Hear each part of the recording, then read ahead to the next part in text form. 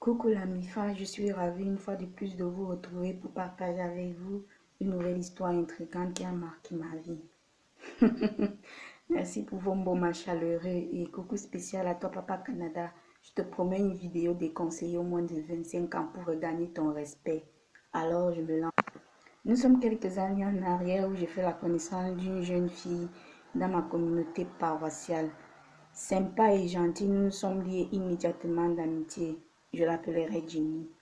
Jenny et moi sommes inséparables car nous avons tant de choses en commun. Voici donc un way qui a marqué notre amitié pour toujours. Et c'est cela que je voudrais partager avec vous. Un jour, Jenny me réclame urgemment un bouquin qu'elle m'avait prêté pour des besoins de recherche. Alors je me rends chez elle pour le lui rendre. N'étant pas chez elle, elle me demande de remettre soit ses parents, soit n'importe qui présent chez elle pour qu'on le lui rende dès son retour. Alors, je me rends destination Oja. Comme il est de coutume chez les Mouna Foteke, quand j'arrive, je sonne au portail pour qu'on vienne m'ouvrir. Un beau gosse, aux yeux délicatement craquants, lèvres pulpeuses à la Jay-Z, corps sauvagement athlétique à la 50 cents, amandé d'un démembré près du corps, sans oublier une pincée de souris qui augmentait sa beauté de 8500 volts. Seigneur! Le fait d'y penser encore me tressaille les entrailles. Lui, je l'appellerai Brad.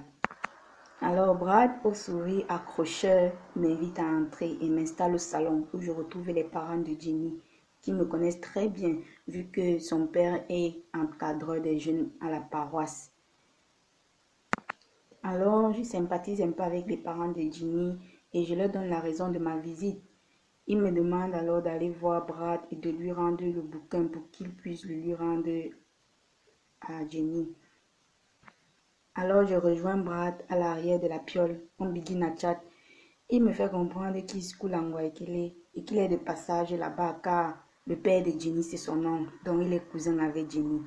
Je le help un peu dans son work protestant, attendre le retour de Jenny. Les gars, c'était chaud. Je ne voulais pas battre. L'enfant était trop beau, donc il fallait que je continue la conversation. Bref, on a papoté, on a mangé, on a discuté, on a découvert qu'on avait tant de trucs en commun aussi et tout et consort. Donc, c'était les grandes vacances. Alors, à l'église, on a organisé le camp des jeunes qui devait avoir lieu cette fois-là à Konsamba. Pour ceux qui ne savent pas ce que c'est une espèce de programme pour les jeunes où les jeunes vivent en communauté pendant un certain nombre de jours où ils reçoivent les enseignements bibliques et tout et consort pour les vacances quoi. Jenny et Brad n'y allaient pas, mais j'ai décidé d'aller avec les parents de Jenny car je voulais prendre un peu de vacances et fuir un peu la routine de Yaoundé. Le camp prend son envol normalement et peut-être 2 ou 3 jours après une séance biblique, j'aperçois la silhouette de Brad et Joanda. Je fais signe de la main en le saluant et il regarde Il réagit avec surprise et me fait aussi signe de la main en me saluant. Alors je décide de m'approcher de lui.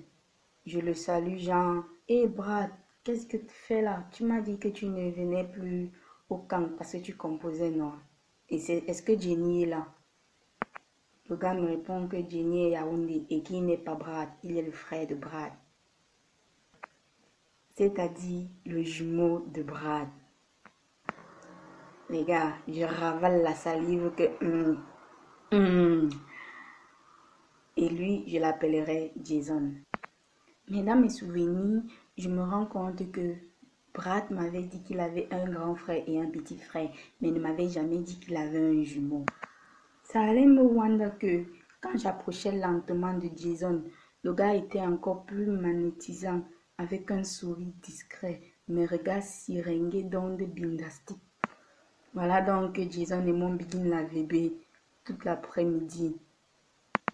Le lendemain donc, après la séance biblique, il m'invite à l'accompagner au centre-ville de Nkonsamba.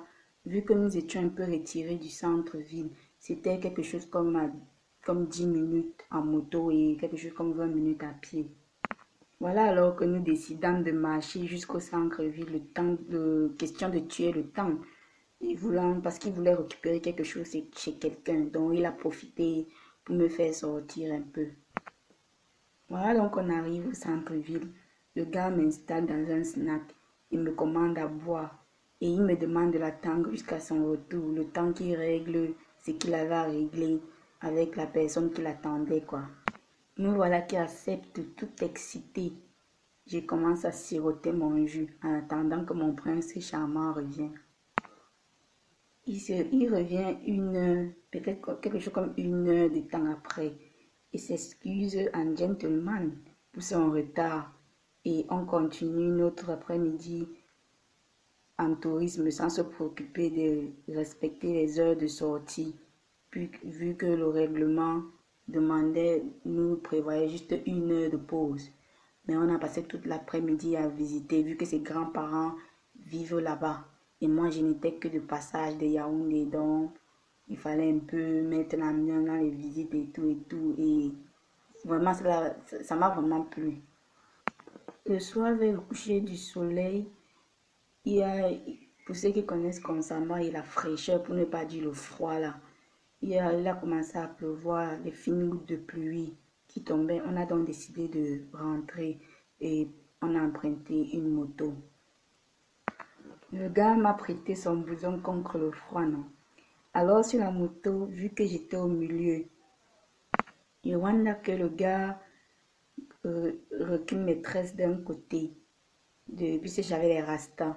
Donc il recule mes tresses d'un côté pour que ça tombe d'un seul côté. Et passe délicatement ses bras autour de ma taille et me glisse un truc du genre aux oreilles. Du genre, tu sens très bon et j'adore tes tresses. Elles te vont bien. Hey les filles, j'étais aux Ancanges et aux Séraphins. Hey, mon cœur faisait mignon que dedans. Aïe. La nuit était déjà tombée quand nous sommes arrivés. Alors je lui fais part de ma frayeur, qu'on pourrait être puni si on nous attrape. Le gars me rassure en rebelle, du genre, il n'a rien à foutre car il est libre de sortir quand il veut, comme il veut, il n'est pas en prison. Maman, la réaction là, ça m'a attisé les ondes gymnastiques de 3500 volts à 20 000 volts. J'ai commencé à le trouver plus sympa que Brad. Parce que Brad joue les... C'est vrai que Brad n'est pas mal, mais il n'a pas le côté un peu rebelle, un peu comme Jason. Mince! Pour moi, c'était vraiment... Je n'arrivais pas à croire ce qui m'arrivait. Voilà, donc les jours suivants, on décide de cela jouer discret. Genre, on ne se voit pas trop et tout pour éviter tout soupçon, puisque pendant le temps des jeunes, les garçons et les filles ne sont pas censés trop papoter ensemble. Ce qui fait qu'on ne sait pas vraiment, on ne sait plus vraiment retrouver pour discuter. Alors la veille du dernier jour, parce que je devais rentrer, puisque j'avais mes autres routes à faire, on se retrouve donc pour que je lui fasse mes adieux. Le gars décide donc de me filer son number et me raccompagne jusqu'à la résidence des filles. Et là, il me donne un baiser sur la main. Et moi, je lui fais un doux baiser sur la joue, à proximité de ses lèvres. Pour dire vrai, c'était électrique. Mais vu que le règlement nous empêchait de continuer, on s'est juste arrêté là. Bref, mon retour à Yaoundé se passe très bien et je retrouve Jenny et on continue de papoter et qu'on sort. Un jour dont je vais lui rendre visite et je trouve Brad chez elle. Et je lui fais pardon de ma découverte. Il me confirme que en fait oui, c'est vrai, il a un frère jumeau, mais il n'aime pas dire parce que il n'aime pas qu'on sache qu'il est jumeau. Je vois que au fil de nos causeries, le gars me pose la même question que Jason m'a posée, que j'ai même oublié de vous dire. Il me demande si je plais à son frère. Et c'est la même question que Jason m'a posée quand j'étais à Consamba. J'ai Wanda sur les deux. J'ai dit que mais Les gars, si vous faites la sorcellerie ensemble. Et comme toute bonne joueuse, je réponds négatif. Au moment de rentrer, donc, Brad me raccompagne jusqu'au carrefour pour prendre le Takesh. Et quand je le trouve dans un taxi, en voulant entrer, il me donne un baiser sur la main. Et moi, je lui donne un autre baiser, aussi doux et électrique, à proximité des lèvres sur sa joue. Message back. Quelque temps après, Jenny et moi ont décidé de faire une virée shopping à la Camée, bien sûr, pour tuer le temps. Alors, elle propose qu'on aille chez Brad, cook un truc vite fait pour qu'on mange. Vu que toutes les deux, on avait la paresse de back cook à la piole pour perdre le temps et tout. Alors, on se ramène chez son cousin en Waikele. Il avait un très beau studio, bien équipé, ambiance de détente et tout. On cook, on chop. Ensuite, Jenny reçoit un appel de son gars et décide de go et me laisse. Alors, Brad me demande d'attendre qu'il se vache pour qu'on sorte faire un tour. Tout excité, je ouette non. Voilà qu'on toque à la porte et avec la permission de Brad, je vais ouvrir. Qui vois-je? Hey, wonderful. Mon cœur s'est mis à battre 225 km/h. Alors Jason fait son entrée, non? Il se serre et chope. Maman, le silence était... Il y avait un silence de mort qui régnait. Même la mouche, on pouvait entendre la mouche siffloter. Personne ne parlait, c'était dans le jeu des regards. Les gars, je ne sais même pas quelle qualité d'émotion j'avais. C'était mélangé, confusion, excitation, ondes bindastiques, tout ça c'était mélangé. Donc je n'arrêtais pas seulement de sourire et de regarder. Pile quand il finit, voilà Brad qui sort. Maman, il rayonnait de fraîcheur tout comme son frère. Les deux se regardent et sourient. Ils me regardent donc ce n'était que les tours de jeu de regard.